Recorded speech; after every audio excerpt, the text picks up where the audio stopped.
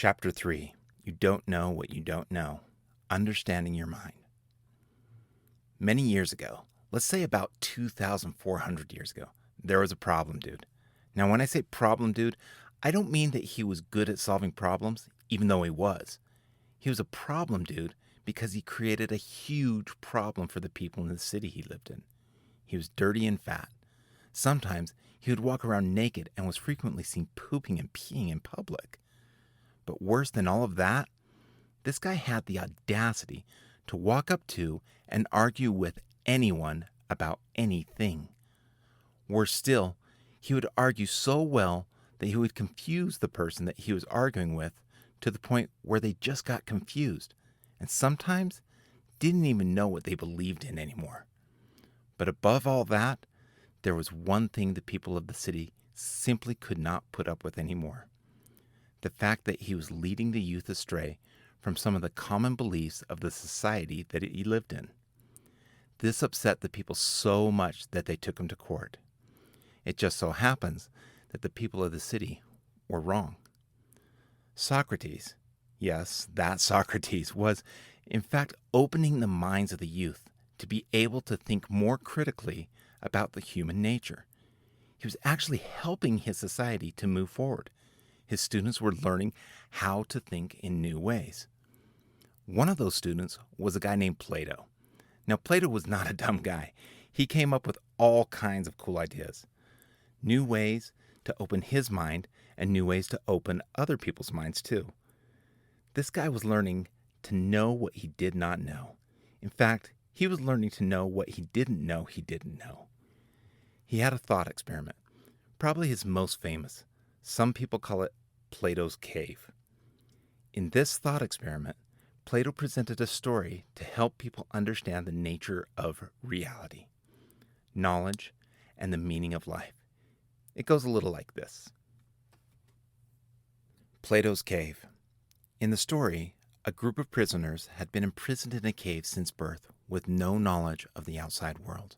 They were chained, facing a wall, unable to turn their heads. Behind them was a faint light that seeps in from the entrance.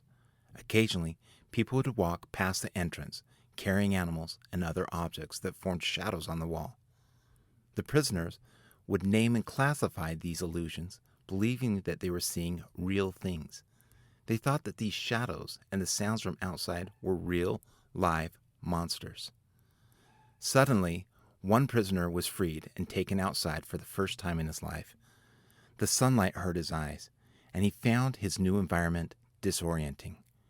When he was told that the things around him were real and the shadows were only the reflections of real objects, he had a really hard time believing it, since the shadows were all that he had known before. The real objects, not the shadows, appeared much clearer to him as his eyes adjusted to the sunlight, even to the point that he was able to see his own reflection in the river. Eventually, he even took a peep up at the sun, whose light was the ultimate source of everything he had now seen. The prisoner then returned to the cave to share what he had discovered with the other prisoners. The thing is, when he went back in the cave, he was no longer used to the darkness. He now had a hard time seeing the shadows on the wall. The other prisoners thought that his journey had just made him stupid and blind. They violently resisted any attempts to free themselves from both the physical prison and the mental prison that they were in. After a while, he realized that there would be no way to convince them of a new reality without showing it to them. I saw the same relative thing happen at the psychiatric hospital that I was working at. These youth would walk in with their eyes metaphorically closed to the knowledge that was really right in front of them for the taking. After a while, many of my coworkers noticed that I had a unique talent for opening the minds of the young patients. This was done by asking them questions which helped them to shed light, clarity, and a new realization of the world they live in. After leading them out of their own darkness, they were able to see what their true motivations were and started them on a path to putting that darkness and the suicidal thoughts behind them. The CSSRS. Not long after the recent COVID pandemic started, I began seeing more and more patients between the ages of 12 and 13 being admitted to the hospital. During the intake assessment, we, as healthcare providers, were required to ask a lot of questions. We specifically have one assessment that is required by most, if not all, mental health facilities. The assessment is known as the Columbia Suicide Severity Rating Scale. After doing this assessment for a few months, I started to notice some similarities, certain patterns we were looking more and more obvious to me. But before I tell you what some of those similarities are, let me familiarize you a little bit with the assessment. This will help you to have a stronger understanding of what small changes I and my colleagues made that gave us the ability to see some patterns more clearly. The CSSRS is a set of predetermined questions along with some prompts that can be suggested to the patient.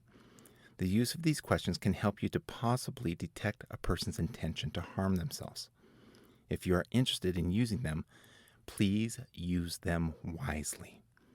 I usually tie the CSSRS questions into a conversation so that it doesn't seem as though I'm interrogating the person. If the person feels like they're being interrogated, they are much more likely to shut down and stop providing information. And that is the worst thing that can happen. As long as you have an open line of communication, you have a chance to save or change a life. Keep a line of communication open to build trust, even if that communication has nothing to do with the issue at hand. Building trust is the most important thing. It will help them to relax and to start responding to more of the questions. Some of the questions in the first section of the CSSRS include, in the past week, have you wished you were dead or wished you could go to sleep and not wake up? Have you had any actual thoughts of killing yourself? Have you been thinking about how you might do this? Have you had these thoughts or had some intention of acting on them? Have you started to work out a plan or the details of how you would do it? Do you intend to carry out this plan? Have you ever started something or prepared something with the intent to die? However, it's the questions in the second section, along with the writings of some of my favorite psychologists, evolutionary biologists, and neuroscientists that really opened up this new theory to me of what the real cause of suicide actually is. That it is hardwired into each one of us, yet we see it incorrectly most of the time. It is likely that this clarity comes from the fact that this section of the CSSRS is more generally directed to the severity of the person's thoughts on the attempt. Some of those questions in the second section include, how many times have you had these thoughts? How often do you have these thoughts? Less than once a week, weekly, 2 to 5 times a week, daily, many times daily. When you have these thoughts, how long do they last? Could you stop thinking about killing yourself if you wanted to? If so, how easy or how difficult would it be? Are there things, anyone or anything, family, religion, the pain of death, pet, that would stop you from wanting to die or act on thoughts of committing suicide? Why did you want to kill or harm yourself? It was that last question, however, that was the kicker. With my background as a trainer and master practitioner of NLP, I realized that if I asked those questions with a slightly unique way, if I tweaked some of the words just a little bit, it would give me a more in-depth, more unconscious, and more authentic response to the questions asked. It's as though these are more authentic and unconscious responses that I started noticing obvious similarities in the patients. How our brain works. I once heard from someone I trust to always start from the beginning. When I say the beginning, I'm talking about the biology of how we were created as humans. I'm talking about evolution. With that stated, I want you all to know that I have a very strong belief that there is a higher power than myself.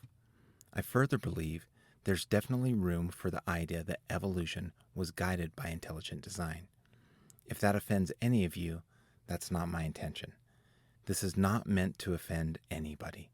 This is simply my personal belief, which is an important part of this theory. Matt Ridley wrote a book in 1994 called The Red Queen.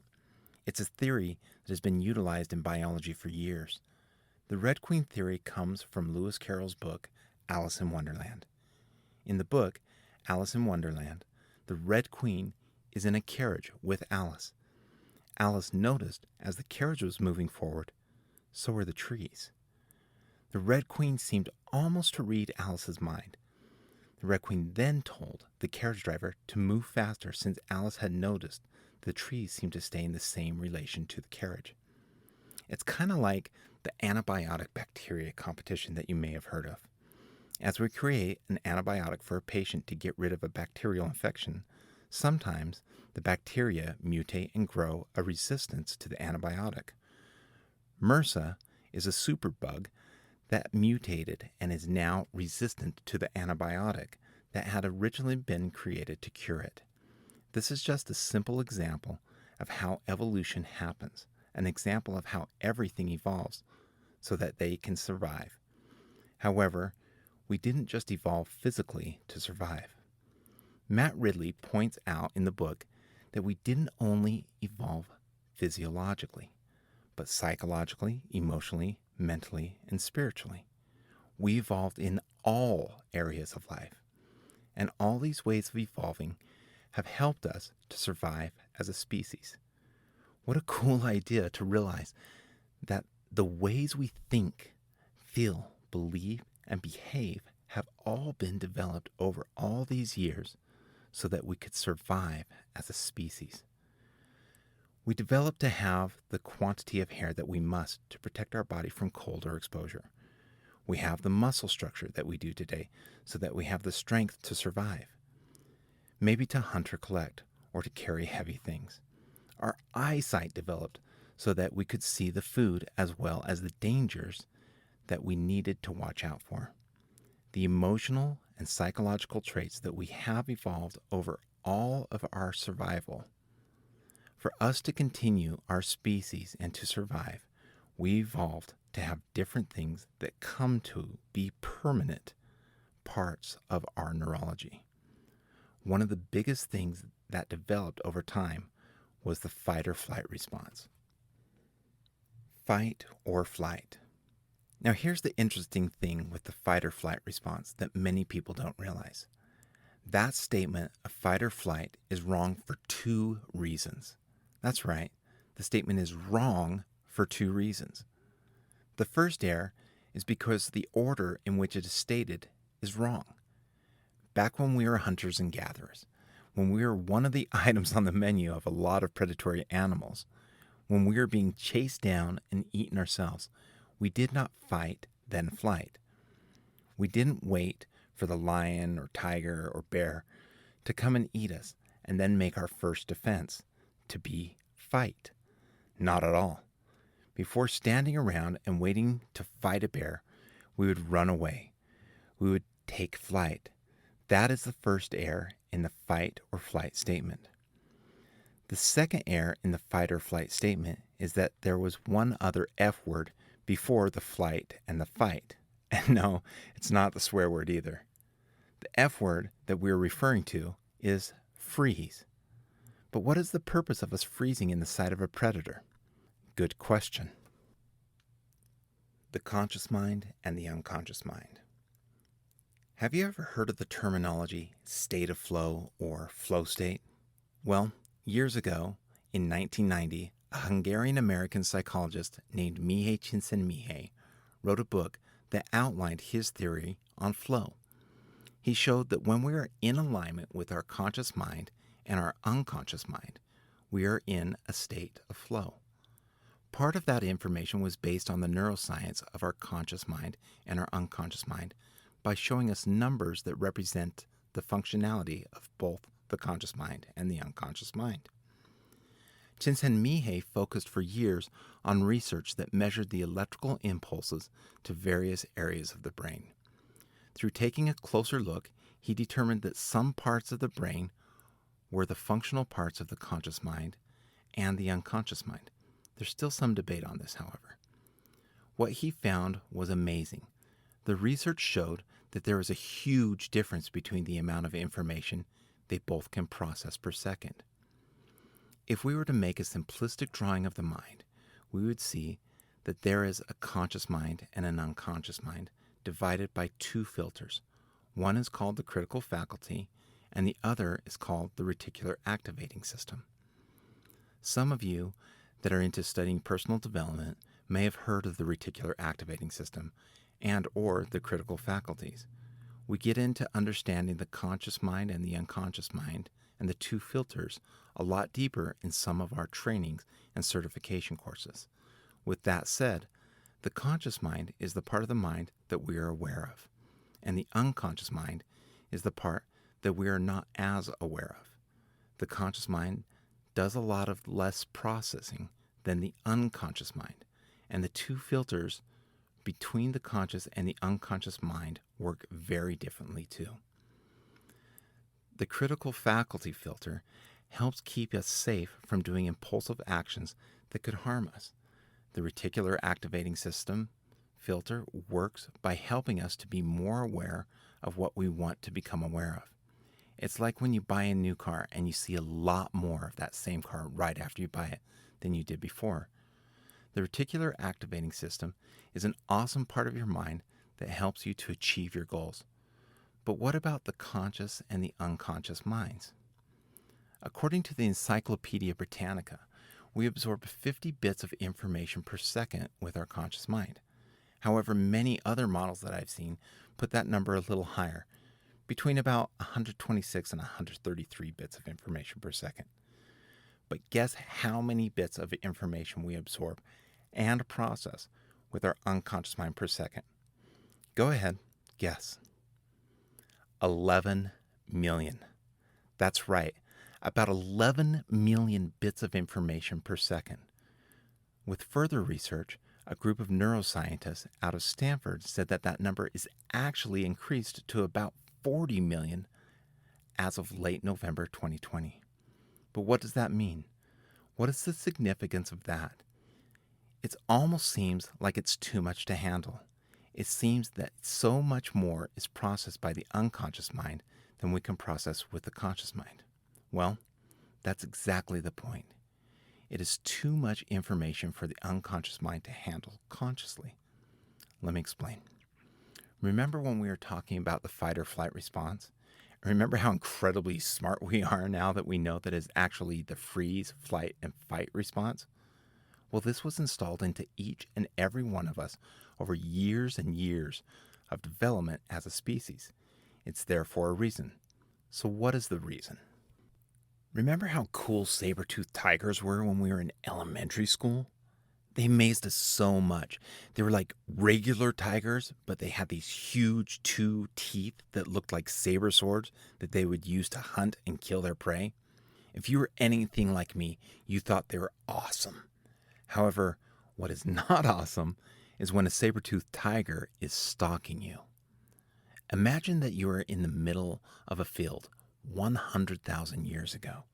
Go ahead, imagine that you are out there. You can hear the birds chirping, and maybe even a little bit of wind blowing by. The field has only a few trees spread sporadically through it. The most abundant thing is the tall grass, maybe 2 to 3 feet tall. Now, imagine that the wind is blowing the tall field grass. It's blowing all the grass everywhere except a part far away from you, to the right and in front of you. And even though you might be looking straight ahead, your peripheral vision picked it up and noticed it in the corner of your eye. Since you are able to unconsciously notice it out of the corner of your eye, you are now able to turn your attention to it and focus on it with all your conscious attention. Maybe now you have turned your head in that direction.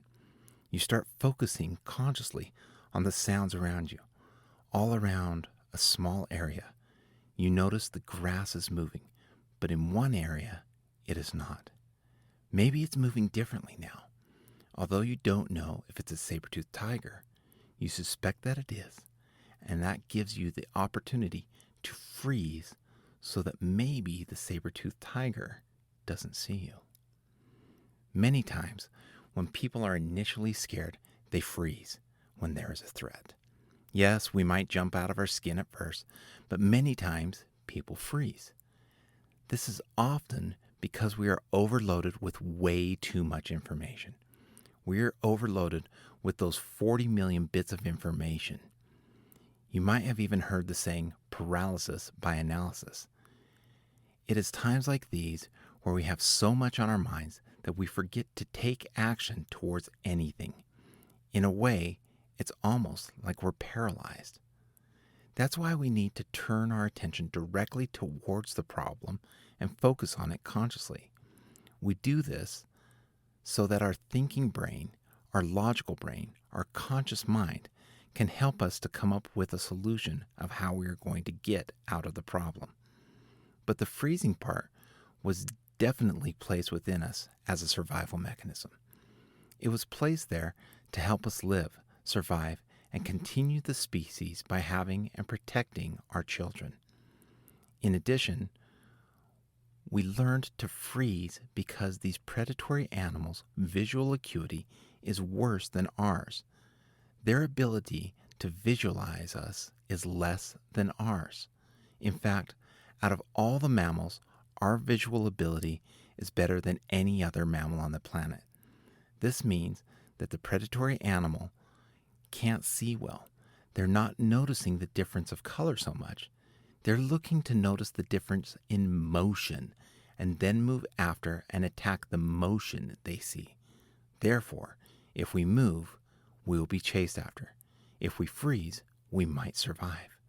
We froze in order to protect ourselves. But what happens after the predator sees us move too much? That's right, it chases after us, which makes us flee, flight, also a survival mechanism. Now, what happens if the saber-toothed tiger catches up with us? Well, that's when we fight. All of this was built into us, installed in us to help us survive. Every step of it is still within us to help us survive. But it started with us having our unconscious mind notice something negative, something different, so that it would call our attention to where we should place our conscious focus into a new direction to survive. Remember that for later. We'll explain how all this connects with someone's unconscious drive to take their own life or to cause self-harm a bit later in this book. Now, I want to touch back on the importance of our human visual acuity. I stated earlier that our human ability to see far exceeds the ability of almost all other animals to see. This is because our brains are so huge compared to other mammals. One of the premier neuroscientists, Jack Pansek, pointed out that 1/3 of our human brain is dedicated to visual acuity. 1/3 of the size of our brain is dedicated to the ability to see. When you look at a gorilla, and more specifically, look at its skull, you will see that it is large. You will also notice that the space where the brain is held, the cranial vault, is small compared to us humans. Why is this? Well, if you look at a gorilla skull, you will notice a ridge along the top of its head that almost looks like a bone mohawk. You'll also see a big ridge on the back of the skull. These are here for a reason. They are there for the gorilla's jaw muscle to connect to. Their jaw muscle is so huge compared to ours that it pulled their skull bone forward and did not allow space for the brain to grow inside the cranial cavity as ours do. Their jaw muscle is almost the same size as a human quadricep muscle. In comparison, if you look at the human skull, there is no ridge at all above the outside of the cranial vault. It is fairly smooth and rounded. Part of the reason why we can see better, part of the reason why humans are better at using tools, part of the reason why we have a greater ability of self-awareness is actually due to the physical structure of our brain that gives us this visual superpower. Here's another cool thing. What color are gorillas' eyes? In fact, what color are all primates' eyes? They're black, aren't they? What about the white part? It's not there. Why not? If we believe what Matt Ridley says, that everything exists in us purely for survival, what is the purpose of the white part of our human eye? The purpose of the white part is so that we can see where the other human is looking, so that we can also analyze them. It is so we can see what is important to them, and therefore what they are looking at. When we can see what they are looking at, it helps us to know if we need to be worried or if we should be friendly. It helps us to notice their possibilities, such as arousal, excited, or fearful too. Since language took a while to come along, this is a way that we could communicate with others and interpret how they were communicating with us. Author's note: cybernetics and NLP, which are both partially based on the work of Norbert Weiner, show that we can map out patterns of what somebody is likely thinking by noticing where their eyes are looking.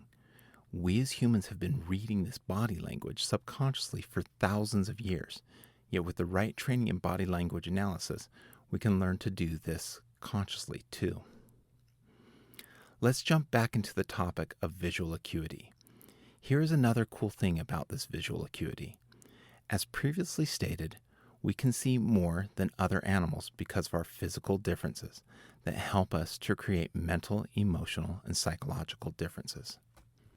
I want you to do something really quick. I want you to think about something that was really nice that happened to you in your life. Just think about that.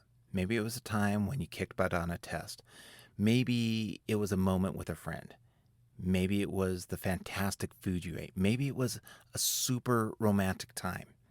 Maybe it was a peaceful moment, like climbing a mountain or taking a walk. Just think about that fantastic thing. Keep that image in your mind's eye. Just think about what you're seeing in your own mind's eye. Good. Now, with that, I want you to now think about something you want in the future. Something that you're hoping for. Maybe it's a future moment with a loved one. Maybe it's achieving a goal. Maybe it's a fantastic pasta meal and you get all those yummy carbs and it's not counting against your diet. Just think about something great in the future. Ask yourself if you can imagine that thing in the future. Go ahead and ask yourself if you can almost see it in your mind's eye or like a daydream. Now I want you to think about the next words that I'm writing because I really want you to feel the magnificence of this reality. You just saw the future. As I stated near the beginning of this chapter, there is no scientific proof that has been produced to show that animals have self-consciousness. It is our ability to see so well, even imagine something that is physically not there, that creates our self-consciousness. It is due to our incredible visual ability that we can imagine and plan out the future we want. When we plan out the future we want, go after it by putting in the work. Eventually, in a sense, we have just created the future. Pretty cool, huh?